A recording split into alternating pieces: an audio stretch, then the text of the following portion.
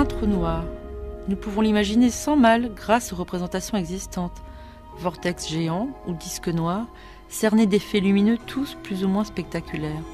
Ces représentations communes sont souvent inexactes, voire fantaisistes, comme nous allons le voir avec Alain Riazuelo. Nous allons faire avec lui un voyage vers un trou noir et nous approcher au plus près, jusqu'au bord et même au-delà. Mais avant de démarrer ce voyage fabuleux, une première question. Alain, qu'est-ce qu'un trou noir ? Un trou noir, c'est une région de l'espace où règne un champ gravitationnel tellement fort que rien ne peut s'en échapper. Ni un objet matériel, ni une fusée qui serait équipée d'un moteur très puissant, ni même un rayon lumineux. Donc cette région, du fait qu'on ne peut pas en sortir et du fait que la lumière ne peut pas en sortir, on l'appelle très naturellement trou noir. Alors, il y a deux classes de trous noirs qui sont identifiées dans l'univers. Il y a ce qu'on appelle les trous noirs stellaires, qui sont donc ces cadavres d'étoiles qui parsèment toutes les galaxies, et dont le nombre est probablement élevé, même si on ne le connaît pas bien exactement. Ça veut dire qu'ils sont nés d'une étoile, c'est ça ? Voilà. Une étoile en fin de vie a toujours tendance à se contracter, et dans certains cas, cette contraction est telle qu'on atteint une situation critique où le champ gravitationnel est tel que l'objet se transforme en trou noir. Et la difficulté, c'est que on ne connaît pas bien au-delà de quelle masse une étoile donne lieu à un trou noir, et on ne connaît pas bien la proportion de ces étoiles massives qui existent dans notre galaxie. Donc le nombre exact de ces trous noirs, on ne le connaît pas bien, mais il se compte quand même en dizaines, voire en centaines de millions. C'est petit par rapport au nombre total d'étoiles de notre galaxie, qui se compte en centaines de milliards, mais c'est un nombre qui est quand même non négligeable. Est-ce qu'il y a des trous noirs près de nous ? Alors dans notre galaxie, on connaît une petite vingtaine de trous noirs. Donc c'est un nombre assez petit. Et ce nombre, il est petit non pas parce que les trous noirs sont rares, mais parce que c'est assez difficile de les mettre en évidence.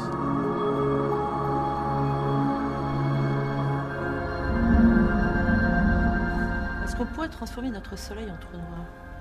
Alors notre Soleil n'est pas assez massif pour se transformer en trou noir.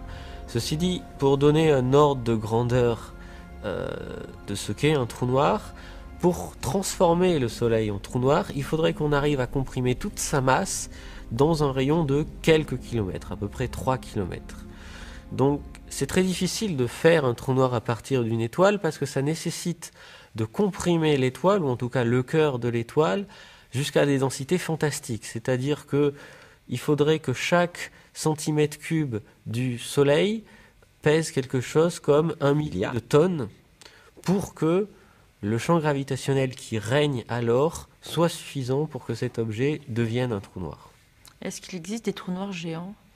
Alors, en plus de la plupart de ces trous noirs qui sont le résultant de la mort d'une étoile massive, il semble que dans chaque galaxie, ou en tout cas dans chaque galaxie massive, il existe un trou noir géant qui soit en son centre.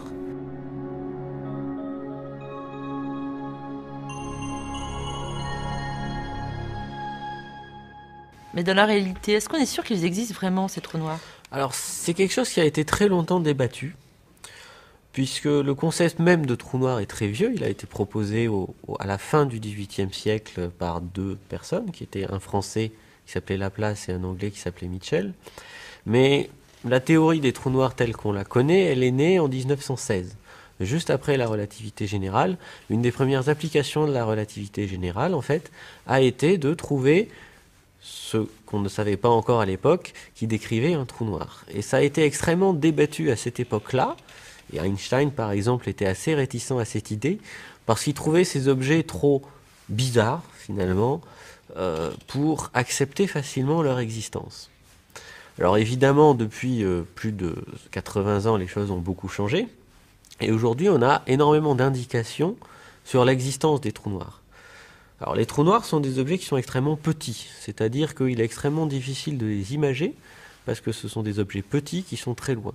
Le plus gros trou noir, ou en tout cas le trou noir qui, vu depuis la Terre, apparaît le plus gros, il est tellement petit que ce serait beaucoup plus facile d'imager un des vaisseaux Apollo qui est posé sur la Lune que de voir ce trou noir.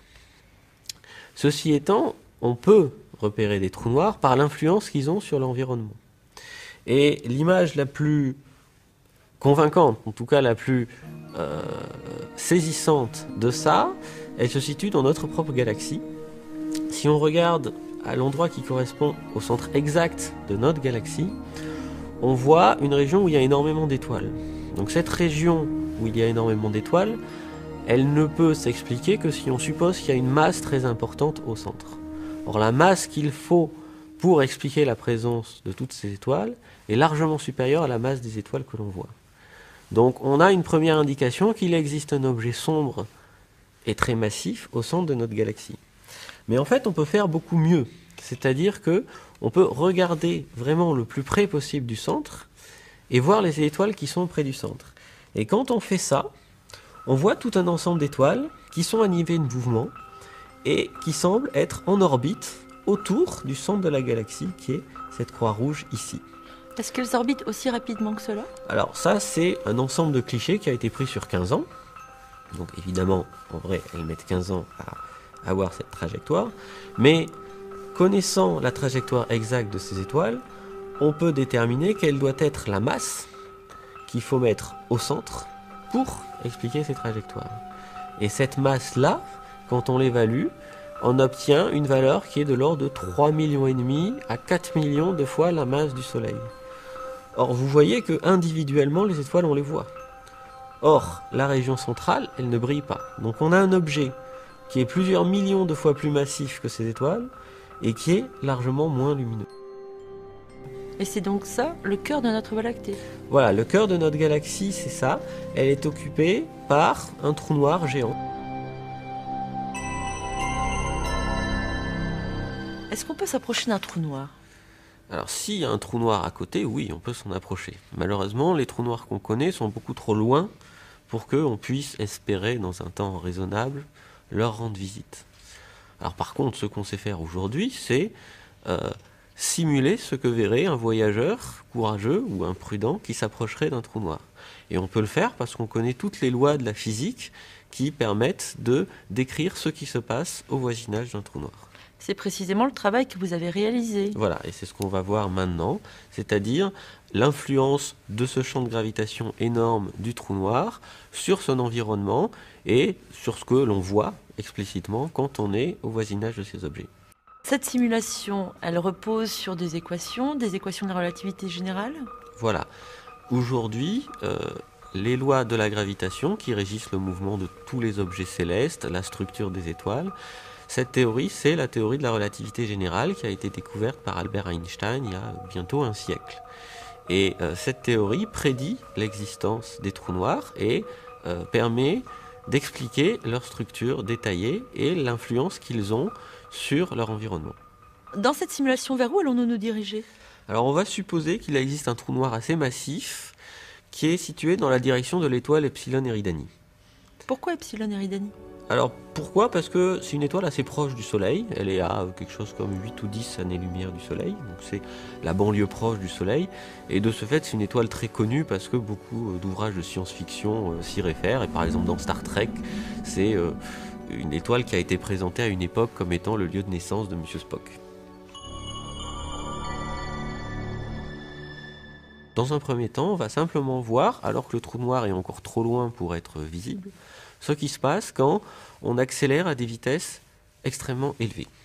Élevées, c'est-à-dire très proche de la vitesse de la lumière? Voilà, mettons 99% de la vitesse de la lumière, ce qui est quasiment le maximum auquel on peut aller, puisque les lois de la physique nous disent qu'on ne peut pas aller à la vitesse de la lumière et au-delà dès qu'on a une certaine masse.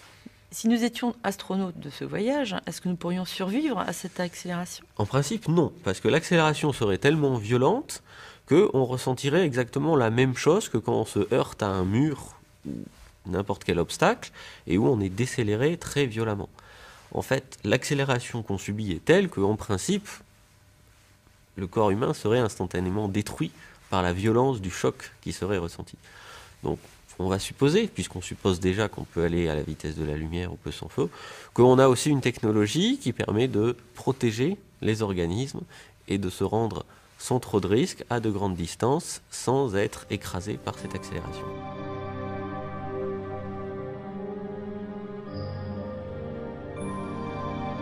La chose qui frappe le plus quand on commence ce voyage, c'est que, alors qu'on s'approche de l'étoile Epsilon Eridani, tout le décor qui est autour, c'est-à-dire toutes les constellations comme Sirius, Orion, le Taureau, l'ensemble du ciel semble se rétrécir dans la direction où on va. Alors ça, c'est un résultat assez surprenant, puisqu'on aurait tendance à dire, si ces objets deviennent plus petits, on est en train de s'en éloigner. En fait, c'est le contraire, et le phénomène qui se passe, on l'appelle l'aberration de la lumière, et c'est exactement le même phénomène auquel on assiste sur une autoroute quand on est en voiture, et que la pluie tombe. Quand on est immobile, la pluie tombe à la verticale, et à mesure que l'on va de plus en plus vite, la direction apparente de chute des gouttes d'eau, c'est plus la verticale, mais c'est une direction qui bascule peu à peu vers l'avant de nous. Et qu'on va vraiment très vite sur l'autoroute, on a quasiment l'impression que la pluie tombe à l'horizontale. Et ce qui est vrai pour la pluie est également vrai pour la lumière. Et donc on a cette impression étrange que les objets qui sont situés essentiellement sur le côté passent devant nous, tout simplement parce que la direction apparente de la lumière qu'ils émettent change à mesure que nous allons de plus en plus vite.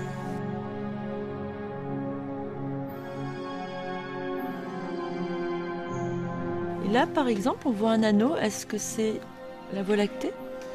Alors, cet effet d'aberration, il est tellement important que même la Voie lactée qui traverse tout le ciel et qu'on ne peut donc pas voir en totalité si on regarde dans une direction donnée, et bien même la Voie lactée, elle va peu à peu intégralement passer vers l'avant de notre champ de vision.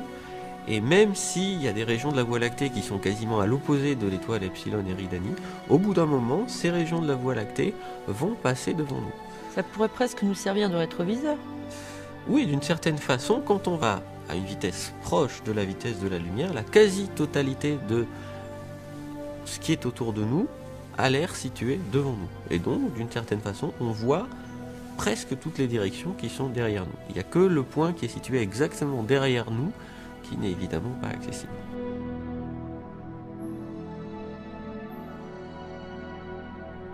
La couleur des étoiles change également. Oui, alors ça c'est un effet qu'on connaît mieux et avec le son, on appelle ça l'effet Doppler. Quand une ambulance ou une voiture de police s'approche de nous, le son de la sirène est un peu plus aigu. Quand elle s'éloigne de nous, le son est un peu plus grave. Et il se passe essentiellement la même chose pour la lumière, c'est-à-dire que la couleur de la lumière change légèrement selon que l'on s'approche ou que l'on s'éloigne de la source lumineuse. Et quand on s'approche d'une source lumineuse, elle devient en général moins rouge et plus bleue. Donc on parle de décalage vers le bleu, de décalage vers le rouge quand on s'éloigne de la source. Et donc non seulement la lumière change de couleur, elle est de plus en plus bleutée, mais en plus elle est de plus en plus lumineuse, puisque comme on s'approche d'une région qui émet de la lumière, on reçoit beaucoup plus de lumière qu'avant, puisqu'on va vers ce flux de lumière. À mesure que l'on s'approche de la vitesse de la lumière, on a le fond du ciel qui est de plus en plus distordu par rapport au fond du ciel que l'on connaît, à tel point que quand on s'approche vraiment proche de la vitesse de la lumière, on ne reconnaît plus rien. Soit on regarde dans une direction un peu différente de celle où on va et on a un fond du ciel qui est extraordinairement sombre, soit on regarde dans la direction où on va et cette fois on a un fond du ciel qui est extraordinairement lumineux au point qu'on n'arrive plus rien à distinguer.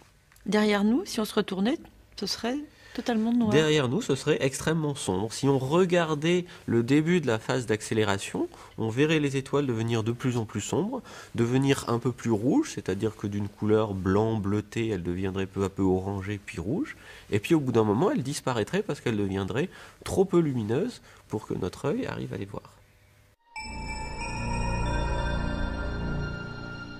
Là, nous arrivons à destination du trou noir. Voilà, donc notre voyage a pris fin, on a décéléré, et comme on ne s'est pas trop éloigné du système solaire, on retrouve les mêmes étoiles à peu près aux mêmes positions qu'au départ de notre voyage.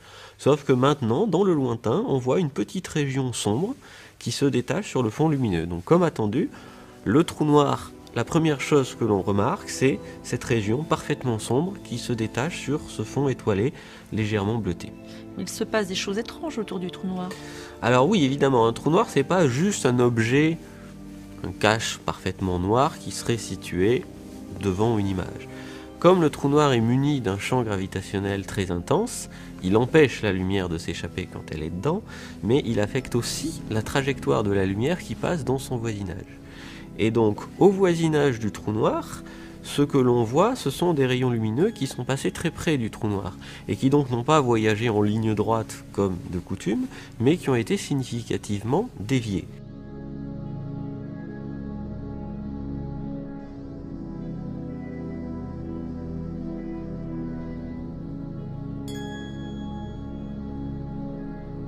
Un trou noir défléchit tellement la lumière que un rayon lumineux peut faire le tour d'un trou noir, ou peut faire un demi-tour d'un trou noir. Et donc quand vous regardez un trou noir, vous allez voir évidemment les objets qui sont plus ou moins derrière lui, mais vous allez aussi voir les objets qui sont derrière vous, dont les rayons lumineux sont passés de derrière vous à devant vous, ont fait un demi-tour autour d'un trou noir, et sont parvenus jusqu'à vous de cette façon-là. Alors pour bien voir ce qui se passe aux abords du trou noir, on va dans un premier temps enlever les étoiles et mettre une sorte de mire pour bien voir les distorsions causées par le trou noir. Donc en l'absence de trou noir, on voit notre mire avec une sorte d'effet de damier. Et si maintenant on met un trou noir, voilà ce qui se passe. C'est-à-dire que les régions qui sont assez loin de la direction du trou noir ne sont pas spécialement affectées, c'est-à-dire qu'on reconnaît à peu près la mire de départ. Par contre, il se passe beaucoup de choses dans la région centrale. Et si on compare en fait ces deux images, l'image sans trou noir et avec trou noir, on se rend compte que le centre de l'image a été d'une certaine façon repoussé dans toutes les directions, non seulement par la silhouette du trou noir qui se détache en avant-plan, mais en plus que autour de cette silhouette-là, il y a toute une région de notre mire qui n'était pas accessible au départ. En fait, au départ, ce cercle-là, ici, c'était en fait un seul carré qui était celui-là. Et donc le trou noir est apparu au milieu de ce carré, et en plus du trou noir est apparue toute une région fortement distordue de la sphère céleste. Et cette région-là, elle correspond aux directions d'où sont issus les rayons lumineux qui sont passés très près du trou noir. Et comme ils sont passés très près du trou noir, ils ont été fortement défléchis et ils ont fait éventuellement plusieurs fois le tour du trou noir avant de parvenir jusqu'à nous.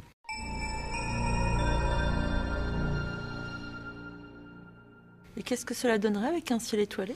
Alors sur un ciel étoilé, on verrait essentiellement deux zones distinctes, c'est-à-dire que tant que l'on regarde dans des directions assez éloignées de celle où est situé le trou noir, on reconnaît la sphère céleste, si ce n'est qu'elle va être légèrement distordue par la présence du trou noir. Et par exemple, on reconnaît bien le disque de la Voie lactée avec le centre galactique, mais le disque il est légèrement voilé parce que le trou noir a, d'une certaine façon, légèrement distordu cette image d'arrière-plan. Maintenant, si on regarde beaucoup plus près du trou noir, on voit en fait une seconde image de la Voie lactée. Et si on regarde bien, en fait, on voit une seconde image de toutes les étoiles qu'on voit. Par exemple, Antares qui est ici a une image secondaire qui est là. Et cette image secondaire, elle vient du fait que non seulement on reçoit un rayon lumineux qui vient d'Antares directement et qui va jusqu'à nous en passant loin du trou noir et donc sans être beaucoup défléchi, mais il existe aussi des rayons lumineux qui vont passer derrière le trou noir avant d'arriver jusqu'à nous. Et nous, ce que l'on voit, c'est une seconde image de cette étoile dans la direction d'où nous parvient le rayon lumineux après déflexion, c'est-à-dire ici.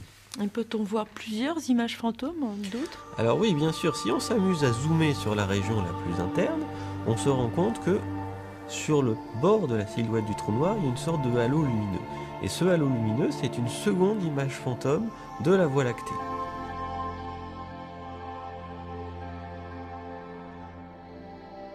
Si on zoome encore plus, on se rend compte que cette seconde image fantôme n'est pas collée à la silhouette du trou noir comme on pouvait le croire au départ. Elle en est en fait légèrement décalée, et si on zoome dans ce petit espace, on se rend compte que on va voir une troisième image fantôme de la Voie lactée qui elle-même va se détacher de la silhouette, et si on zoome encore plus, on va voir une quatrième image fantôme apparaître, et une cinquième, et ainsi de suite. Jusqu'à l'infini? Et donc, il y a une infinité de ces images qui sont de plus en plus distordues, de plus en plus proches du trou noir, de moins en moins lumineuses, mais qui existent, et si on a les moyens de zoomer aussi fort que ça, on va les voir.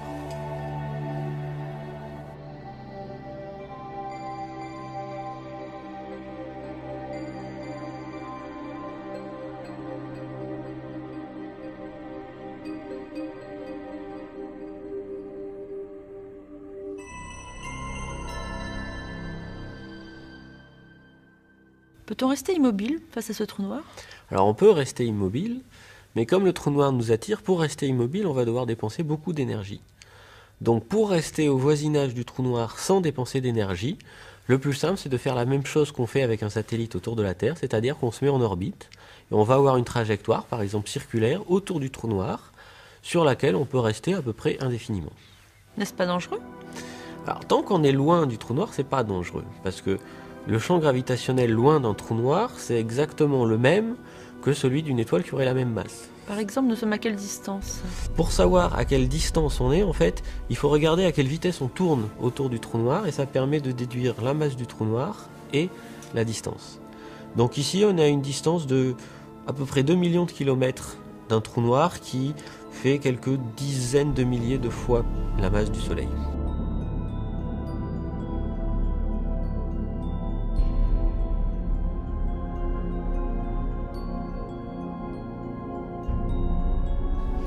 Et les effets que l'on voit autour du trou noir sont toujours liés à la déflexion? Donc c'est toujours pareil. S'il n'y avait pas de trou noir, ou si à la place de ce trou noir, on avait un objet de même taille mais beaucoup moins massif, qui ne causerait pas de déflexion, on verrait les étoiles transiter tranquillement de la gauche à la droite de l'écran, tout simplement parce que comme on est en orbite autour du trou noir, en regardant vers le trou noir, on voit le paysage défiler parce qu'on est en train de tourner.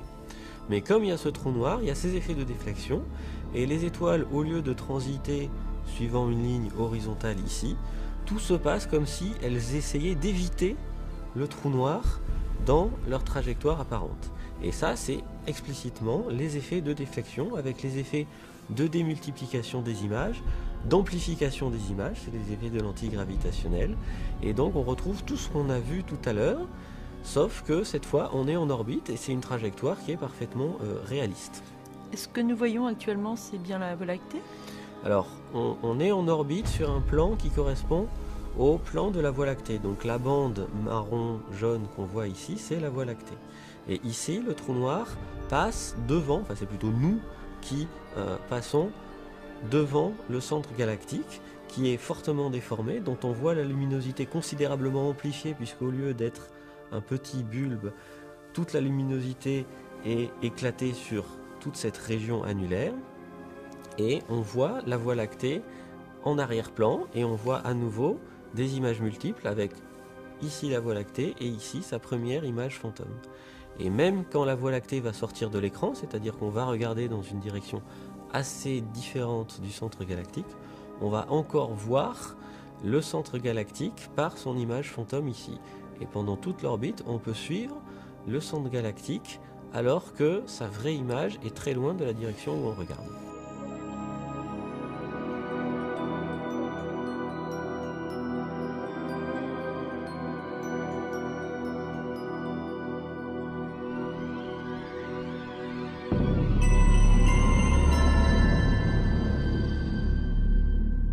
Peut-on s'approcher encore plus de ce trou noir? Alors bien sûr, on peut s'amuser à user son orbite pour s'approcher plus près. Et donc par exemple, si on part d'une orbite circulaire, si on s'approche du trou noir, on va le faire en deux phases. On va d'abord freiner sur son orbite, et on va avoir une orbite elliptique, c'est-à-dire une orbite où on s'approche du trou noir à grande vitesse, et on s'éloigne, et où on ralentit, et ainsi de suite. Et donc ce que l'on voit est la chose suivante. On a des périodes où on s'approche du trou noir et où il devient de plus en plus gros, et d'autres où on s'éloigne. Dans les phases où on s'éloigne, le fond étoilé devient beaucoup moins lumineux puisqu'on s'éloigne, donc il y a ces effets de décalage vers le rouge et de réduction du flux lumineux. Et quand on s'approche du trou noir, c'est le contraire, on s'approche du trou noir mais aussi des étoiles qui sont en arrière-plan, donc leur lumière est plus bleue et beaucoup plus intense.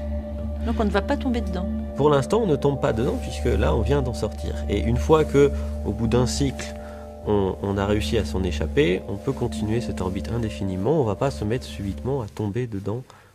Nous avons frôlé le trou noir et nous n'avons subi aucune perte.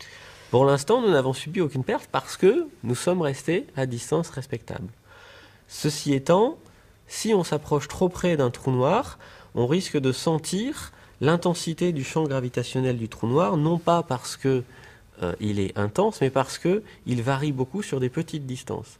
Et donc un astronaute qui plongerait la tête la première vers un trou noir sentirait sa tête plus attirée par le trou noir que ses pieds et donc aurait une sensation très désagréable d'étirement. Et selon la masse du trou noir et selon la distance d'approche minimale, il risquerait même d'être complètement déchiré par ces effets gravitationnels.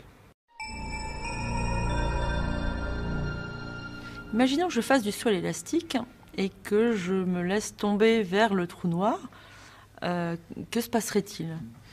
Alors il y a deux réponses possibles. La première, c'est est-ce qu'on pourrait s'amuser à entrer dans le trou noir et utiliser l'élastique comme force de rappel pour sortir? Alors ça marche pas. Ça marche pas parce que le champ gravitationnel est tellement intense que quel que soit le matériau dans lequel est fait notre élastique, il va casser. Donc à partir du moment où je suis à l'intérieur du trou noir, si on essaie de tirer l'élastique, de toute façon, il va casser au bout d'un moment. Maintenant, il y a une autre possibilité qui est différente, où cette fois, on s'amuserait à se faire attacher à une sorte de treuil, et où l'on voudrait s'approcher aussi près que l'on veut de la limite du trou noir. Alors dans ce cas-là, il se passerait quelque chose d'extrêmement étrange, c'est que à mesure que l'on s'approche du trou noir tout en restant à l'extérieur, on verrait la silhouette sombre du trou noir, d'une part commencer à emplir la moitié du ciel, comme ça se produirait si on se posait à la surface d'un objet solide, mais ensuite commencer à nous envelopper nous, et peu à peu la région du ciel où on ne verrait autre chose que le trou noir, c'est-à-dire on verrait le fond étoilé, serait concentrée en un trou, ou une région circulaire de plus en plus petite qui serait au-dessus de notre tête. Donc tout en étant à l'extérieur du trou noir, on aurait cette impression étrange et assez désagréable d'être littéralement enveloppé par cet objet, signe que on est dans une région où les rayons lumineux sont tellement déviés que un rayon lumineux qui initialement arriverait à l'horizontale par rapport à la surface du trou noir, en fait serait défléchi et arriverait par-dessus, et on le verrait arriver par le haut.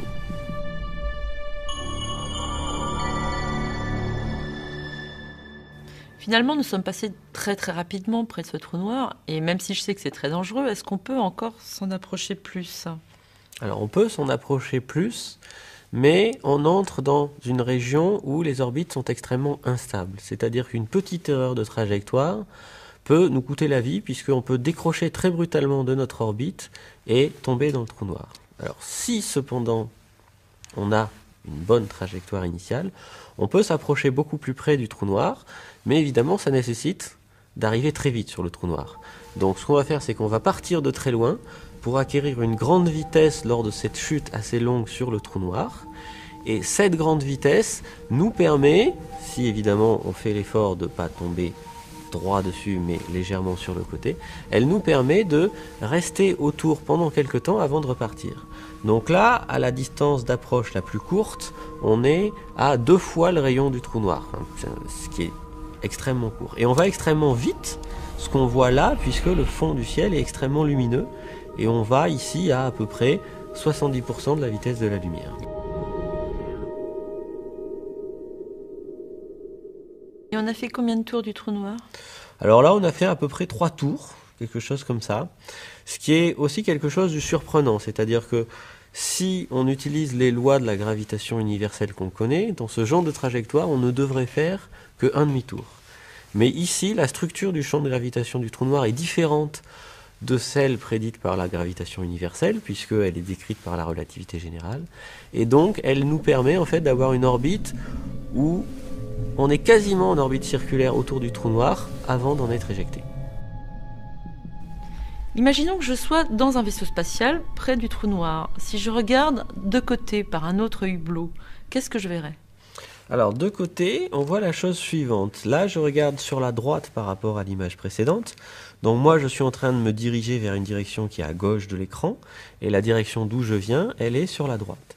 Et donc, les objets qui sont plutôt sur la gauche de l'écran sont plutôt devant moi, les objets qui sont à droite de l'écran, ils sont plutôt derrière moi, et comme je suis en train de tourner, on voit ces objets transiter de gauche à droite.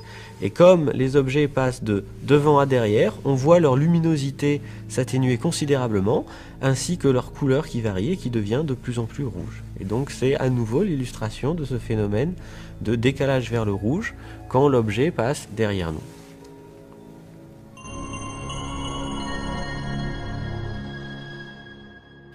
On a beaucoup tourné autour de ce trou noir, et si on décidait de se sacrifier pour Science et Avenir et d'y aller directement, qu'est-ce qui va se passer? Alors d'abord, ça serait un sacrifice un peu inutile, parce que quand bien même on survivrait au passage à l'intérieur du trou noir, on n'aurait pas les moyens d'envoyer son article au journal pour dire ce qui se passe.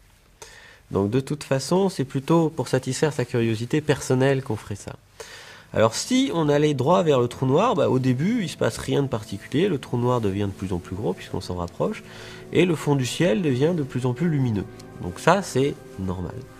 Maintenant il y a un moment où je vais atteindre ce point de non-retour, c'est-à-dire que je vais entrer dans la région d'où je ne peux plus ressortir.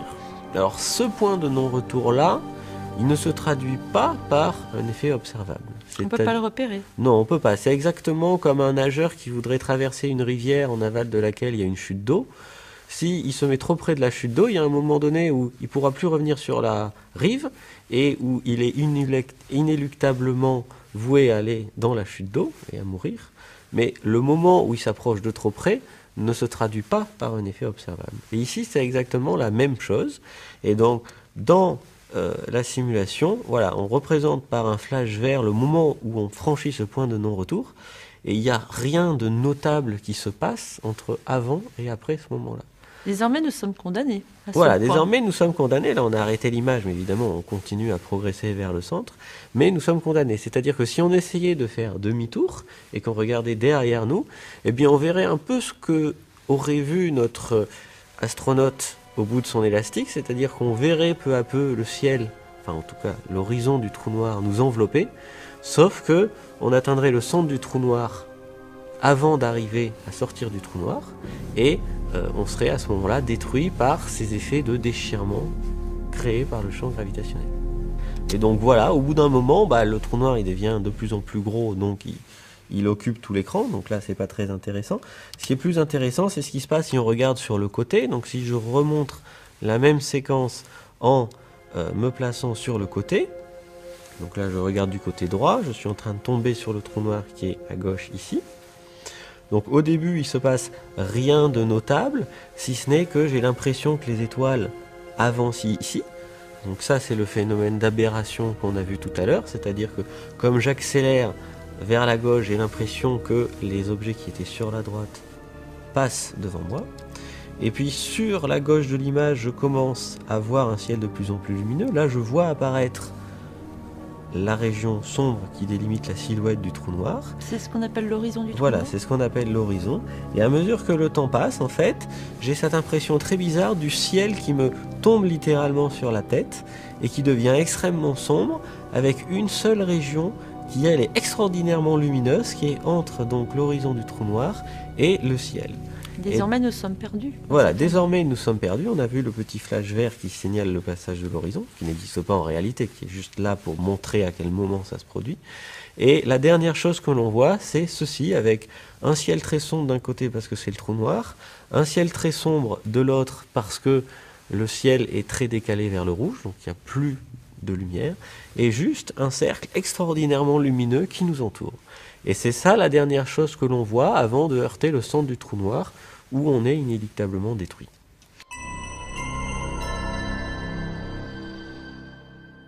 En science-fiction, certains trous noirs permettent de passer d'une région de notre univers à une autre. Est-ce que c'est possible? Alors, passer d'une région à l'autre de l'univers, c'est probablement pas possible. Ce qui se passe, c'est que les trous noirs ne sont pas forcément des impasses où on est voué à une mort certaine. C'est-à-dire que dans certains cas, un trou noir peut être une sorte de point de passage d'un endroit à un autre. Mais ces deux endroits ne peuvent pas être dans le même univers. Parce que s'ils étaient dans le même univers, en fait, on pourrait aussi s'en servir de machine à remonter le temps. Et ça, on a toutes les raisons de penser que ça n'est pas possible. Par contre, il est tout à fait possible, au moins en principe, qu'un trou noir permette de passer d'un univers à l'autre. Alors de tels objets, on n'appelle plus ça des trous noirs, mais on appelle ça des trous de verre. Et il semble que de tels objets puissent exister, au sens où quand on regarde la structure mathématique des équations qui décrivent les trous noirs ou les trous de verre, on ne trouve pas d'incohérence dans ces configurations de trous de verre. Donc, la théorie n'interdit pas l'existence de ces trous de verre. La théorie n'interdit pas. Mais elle ne dit pas s'ils existent et elle ne dit pas comment ils pourraient se former. Or, quand maintenant on essaie de regarder quelles devraient être les conditions pour que ces objets se forment, on n'arrive pas à trouver de situations qui sont favorables à leur formation. Donc on a des objets qui sont finalement très théoriques, puisqu'ils peuvent exister, mais on a de bonnes raisons de penser qu'ils n'existent pas. Maintenant, si on rentrait dans ce trou de verre, qu'est-ce qu'on verrait? Est-ce qu'on sait ce qu'on verrait? Oui, on sait. On peut calculer ce qu'on verrait. Donc si on reprend l'épisode de l'astronaute qui décide de plonger dans un trou noir, dans un premier temps, il verrait exactement la même chose que dans un trou noir. Mais au moment où il arriverait à l'horizon du trou noir, c'est-à-dire qu'il franchirait ce point de non-retour, au lieu d'être voué à une mort certaine, il verrait en fait apparaître un autre univers. Et cet autre univers, il aurait peut-être l'espoir de le visiter. Mais ça, c'est une autre histoire.